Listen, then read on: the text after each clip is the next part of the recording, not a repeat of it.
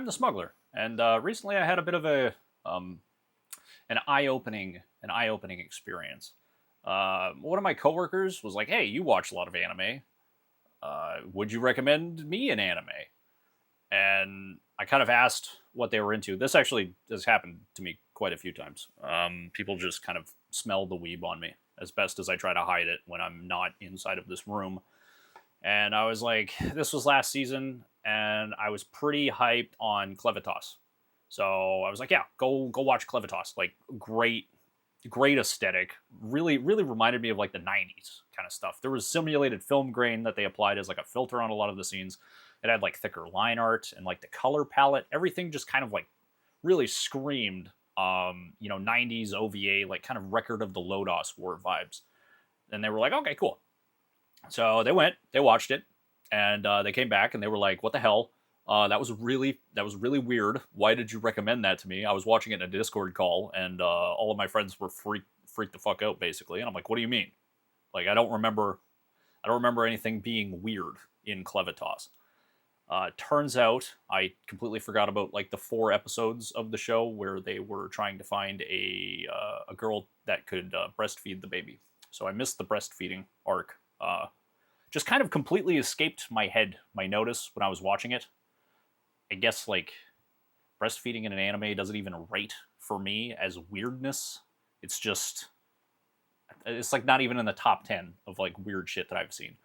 So, anyways, I was like, I convinced them to keep watching through it, and they ended up liking it. But yeah, it was a bit of a thing. So I gotta like when I'm thinking about shows in hindsight, I really have to like dig deep within myself and try to just try to realize like how desensitized I've become to just weird like just weird shit.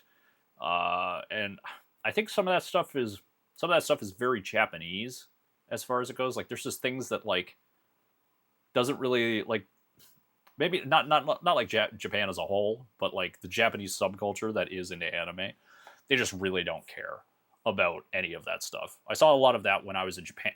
I saw a lot of that when I was in Japan, and just the fact that like you go in, and right next to the seasonal Blu-ray kind of used shelves, you just have shelves of like porn and dojinshi and hentai and stuff like that, just out in the open. Normal people, there'd be like the high school kids like going to look at whatever it was like Naruto or like the new volumes of One Piece and Shonen Jump manga, right inside of the aisle where all of the boobs are, and I was just like, well, I guess they just don't care. Some places they had it divided and kind of like separated so that you couldn't accidentally walk into it, but it did very much feel like kind of wrong for me, like from my sensibility, because even back when we had like video rental houses like Blockbuster, if you wanted to go into the boob section, it was past a curtain, and there was like the the guy standing behind the desk was basically like a bouncer checking IDs. I don't know how many of them actually ended up caring, but they never let me into that section. Joke's on them because now I basically own that entire section. So who's got the last laugh now? Derek, god damn it. But anyways, so this season we're kind of like I find we're moving away from like the how to summon a demon lord kind of slop, like that light fantasy kind of isekai stuff. We still definitely have a lot of it, but I am like really stoked to see shows like Sentenced to Be a Hero happen. And even like Chinese domestic productions like Lord of Mysteries. Like the fact that Lord of Mysteries got made and was released widely to Western audiences is kind of nuts, and very well produced, if not confusing. But I think that kind of goes with the territory. Like anime's confusing and hard to follow if you're not kind of familiar with the visual language. Chinese media is kind of the same. It follows a very different. Mm, it follows very different assumptions. There are a lot of cultural assumptions that media make, where it's kind of like shorthands to communicate ideas to the audience. And if you're not a part of that culture, you're just not gonna you're just not going to get a lot of it. I kind of noticed that too, like when I read through the three body problem, or at least the translated version of the three body problem, which is the Chinese sci-fi novel, and then watching the three body problem Netflix show and kind of how some of that translated, what gets lost in the subtext between the source material and the adaptation. There's a lot of that. But yeah, I recently got to travel to China, which was a really eye opening experience. I got to go to Shanghai, Beijing, spent a lot of time in Taizhou. Kind of got to I spent a couple of days. I didn't have a lot of time when I was there, but I spent a couple of days just kind of jumping around and looking at the nerd stuff that China's into, and was pleasantly surprised as far as it goes with like how anime culture has kind of managed to infiltrate into China as a country, as a society, especially it's over like 1.5 billion people live there, but they have a closed internet, so it's only like Communist Party approved media getting into the country.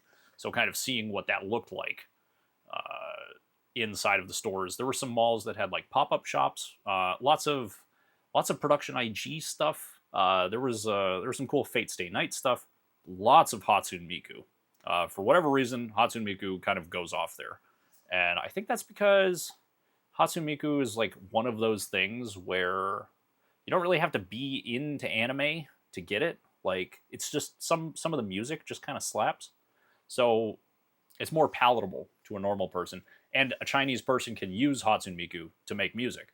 So you kind of get away from some of the cultural and historical like xenophobia that China and Japan have towards each other.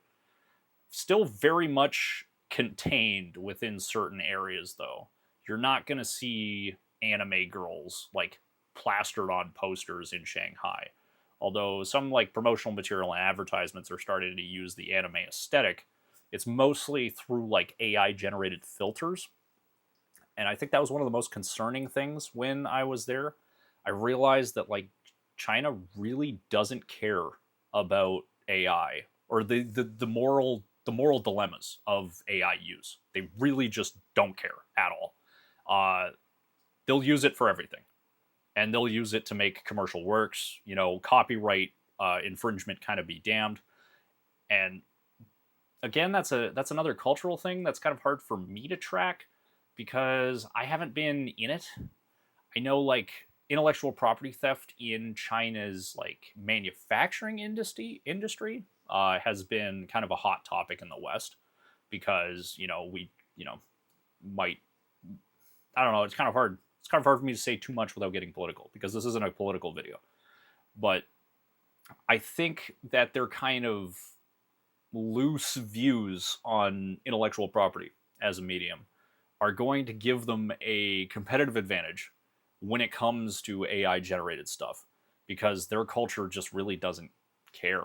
Like, but whereas right now, like a very current thing is Ascendance of the Bookworm, maybe used AI generated or AI upscaled like background elements in the opening credit sequence, and that's like a big deal. That's like a big deal for people. People are freaking out about it. It's like the walls are coming down. AI is going to replace everybody, kind of thing. China, that would never happen. Nobody would care. Literally nobody. They have whole studios which are kind of set up and propped up to generate this kind of AI slop in the cartoon and anime aesthetic.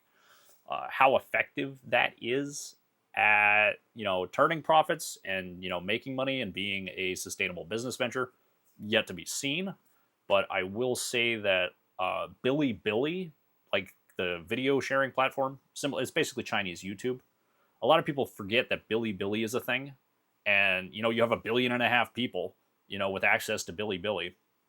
And that's a whole section of the internet that we in the West just don't get to see. So being inside of the Great Firewall and just getting to watch Bilibili videos was also kind of eye-opening because it was like a completely different sensibility. Like even the visual language and the thumbnails and the way that creators and independent creators, kind of speak to their audiences, very different from what we have. Especially Billy's more of like a curated experience, somewhat curated. Whereas like something like YouTube is purely algorithmic driven. So at certain points, if a video is going viral on Billy and it has like questionable subject matter, it's going to get knocked down in the algorithm, or the creator is going to get a pee slap for it. So a lot of it's like very safe for work, very educational, very milk toast stuff.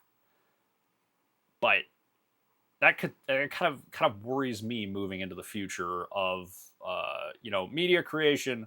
When I see stuff happening like Lord of Mysteries, I'm like, okay, like China's now at the point where at least visually they can compete with Japan, because they've also been like responsible for a lot of anime in between outsourcing over the years. Like Japan would send China and Korea it's basically it's in betweens, and they'd quality check them after the fact. So like whole industries and like studios have been set up in China and China and Korea to kind of facilitate the Japanese workflow. So to see them just kind of slowly take those ideas and be able to vertically integrate and build up their industry from scratch and just pop out something like Lord of Mysteries, interesting, and I don't know. Like, again, we're kind of moving into a weird territory where computer generated media, it's not there. It's really not. At least from a video generation standpoint, in my humble and correct opinion, video is far too complex for modern computer systems to make happen in a way that's indiscernible from reality. We've gotten there with images. Okay, easy enough. Like whatever, like generate an image of big titty anime girls. That's fine. That's easy. Now make that picture move. Giving a computer an understanding of movement in the fourth dimension, that is time, not an easy thing to do. A lot of people underestimate just how like technically complex that is. Outside of China, I don't really see it being too much of a problem, because the Western palate isn't really set up for AI slop, I guess. Like, the moral kind of implications of using it aren't something that a lot of companies in the creative industries are going to be willing to kind of, I guess, like, they're not gonna take on that kind of risk. Anyways, that's all I'll say about that. Because moving into like the near term, I'm actually quite excited about a lot of things. Moving into future seasons, I think we're gonna be seeing a lot more of the sequels. I guess it's gonna kind of feel like every season just becomes stacked, because there's so much hype around these big IPs. Doesn't leave as much room for newer stuff to get made, is what I would like to say. Or no, I wouldn't like to say it. That's what other people would like to say. But we still get stuff like Sentenced to be a Hero. We're still getting like, when a show manages to break that certain threshold, we're starting to see it where it's almost guaranteed to get a second season. So I'm really not that apprehensive about the whole thing. I guess like industry wide, there is a certain amount of competition that's happening. So like one show might get greenlit over another, but I don't know. We're still gonna get our shovel loads of isekai crap every season. I don't think those are going anywhere. As long as the light novels for some of this crap keep selling, we're gonna keep getting crappy adaptations of it. Every once in a while, one of those is gonna break a mold, and we can get a nice long running well flushed out story, which is a lot better than when I first started watching anime. In which case, like, it would be kind of a miracle if a show got a second season. I remember like when ReZero got announced as a second season, I was like, what? Like light novel adaptations don't get second seasons? That never happens. Same thing with like Irregular Magic High. Irregular Magic High um, is as old as I am. Basically, it's like a retro anime. Like we have current weebs who weren't born when Irregular Magic High started airing. So that's just kind of wild. But we're getting a movie adaptation this season of, I don't know, one of the arcs. We're already on season 4 of Classroom of the Elite, which is wild. We got a Doctor Stone Science Future Part 3, which is the third part of the 4th season. So it's the third core of the 4th season. We basically gotten like, I don't know how many cores the first couple seasons were, but like, oh my god, like we got like at least 7 or 8 solid seasons of Doctor Stone. Reincarnated as a vending machine on its 3rd season. My point proven. The fact that that show is getting made is just wild, bonkers. I'll still watch it. Not for any good reason, but mostly because it just happens to come out on the day where I don't have anything else to do. So I guess as long as vending machine keeps getting more seasons made, I will keep being a weeb. I guess we're in it together. More Girls in Panzer stuff. That's just a short though. The 2nd season of Azur Lane, like a gotcha game adaptation. Azur Lane. I don't know. It's just, I guess we're kind of used to it now, but Azur Lane never would have got a 2nd season if this was like 10 years ago. So we have still got new parts of Bleach getting released. Clevitas is getting a season 2, which is actually a pretty quick turnaround, because I'm still waiting for season 2 of Saga Tanya the Evil, but it's been announced. At this rate, though, I'll probably end up playing Grand Theft Auto 6 before I end up watching season 2 of Saga Tanya the Evil. But I'm not like upset or anything. Reborn as a skeleton knight guy. He's getting a 2nd season. That's coming up in the summer. Kind of stoked about that, honestly. I really liked that show back in the day. It was just kind of a shit post. The 2nd season of Old Guy with a Sword. Don't know what that is. No, I know what that is. I don't know what the English name is. Mushoku Tensei is also getting its 3rd season. So lots of light novel adaptations, lots of 2nd and 3rd seasons. And now we're at the point too where like even on AniChart, we're getting shows booked in production well into the end of the year, well into next year kind of thing, which is also something that wasn't really happening. I remember it was pretty common 5 or 10 years ago. You'd only really get to know what was being made like maybe the season before. Some shows you wouldn't even know about until like a few weeks before the actual airing. Like they just wouldn't populate, like they wouldn't release the press materials. Whether or not that's just the information's coming to the West a lot faster, or if the industry's gotten to the point where they need to start planning and booking these releases out and kind of staggering them the way they do. I don't know. Neat stuff. I think we're going to be leaning more into like the retro aesthetic too, like the kind of nostalgia wave.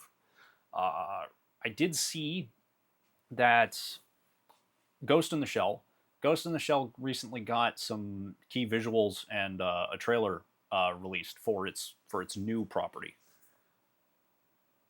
Kind of funny though, because that doesn't actually look like Ghost in the Shell, like the original Ghost in the Shell. It aesthetically looks a lot more like New Dominion Tank Police or like Patlabor. So I don't really know what they're going with. It's just a new style, but if you're gonna adapt a show from the 90s or the early 2000s into a retro style, why not do it in the style the show was? My kind of thoughts. Kind of like they did with the Kite. They had a Kite movie. What was that called? It was called Virgin Punk, Clockwork Girl. That came out last year. They stuck with the retro aesthetic, but they brought it into the new kind of thing. Like the character designs and the line art still looks old, but the actual animation techniques, all very modern. Turned out really nice. I enjoyed that. At least, for something that was based on Kite, because like Kite was cool, but let's face it, it wasn't really groundbreaking from a storytelling perspective. So it's, in my mind, it's always kind of funny what people end up kind of fixating on in terms of the retro stuff. Like, yeah, I don't know. This is just, maybe it's just me. Maybe I'm just weird. But like the fact that Evangelion is still as popular as it is, just kind of blows my mind. Like, yeah, it was okay. Like, I don't know, hot take here, but why is it like one of the biggest things ever? Like, I think if I'm looking at it from a critical standpoint, um, Shin Godzilla was like Evangelion if Evangelion had like actual money behind it and also competent production staff. So it's like, why there were so many other things around that same time that just die in obscurity that were, I'd argue, better made, better organized, better created. But we keep dragging up the dead corpse of Ava and just painting over the cracks. Essentially, that's what it feels like sometimes when new Ava properties get announced. And there were still like Ava pop-ups in Osaka and in Shanghai when I was there, so it's definitely still within the cultural zeitgeist. Like, Ava's not going anywhere. I guess we can count on that. Just as the sun will rise, Evangelion will haunt my dreams. Haunt my dreams. I still have. No, I got rid of them, I think. But yeah, I don't know. So it's gonna be interesting. It's gonna be an interesting 10 years, I think. Um, my predictions. I will predict. I will make predictions. Okay. In the next 5 years, at least one big show from every season is going to be a Chinese production, like full Chinese production. I'll say that. I'll say that for free, because that's kind of where we're moving. That's kind of where we're moving. The money is going to China. So I guess, like, apart from the sequels kind of taking over the seasonal rotation, moving forward, isekai is still definitely a big thing.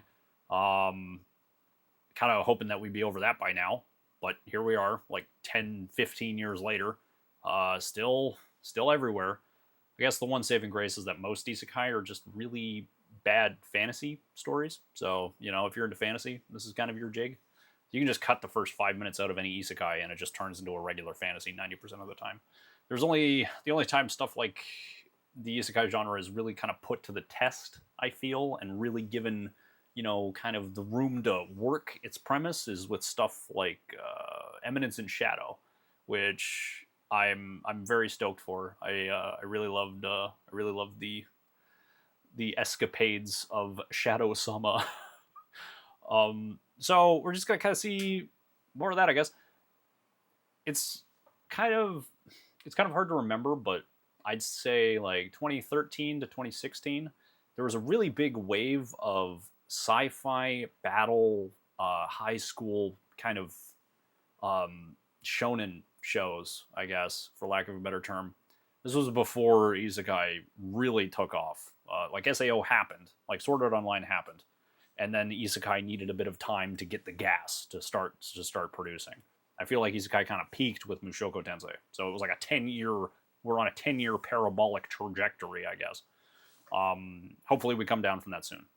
But it's not hard to forget that this time 10 years ago, most of the season was like these weird high school light sci-fi settings where characters had to fight each other with like science related magical kind of powers. I guess we had like Absolute Duo. We had 100. That was a terrible show. And what else? Asterisk War was another one. Stuff like that. Irregular Magic High was a good example of that. So, yeah, I guess this is just kind of like the new version of that, just taking a bit longer. Maybe we'll shake it out eventually. Movies are kind of cool. As we move forward, I'm seeing more and more theatrical adaptations where it's just like, oh my god, like it really works. Chainsaw Man, the Reize arc, was just mwah, chef's kiss. Like, I want to see more of that. My only problem is that it wasn't long enough. It felt like if that could have been a full season, that would have just been the best thing ever. But we're still getting like theatrical adaptations of Girls und Panzer. Like Girls und Panzer, I think in the summer or fall is getting its 5th movie release.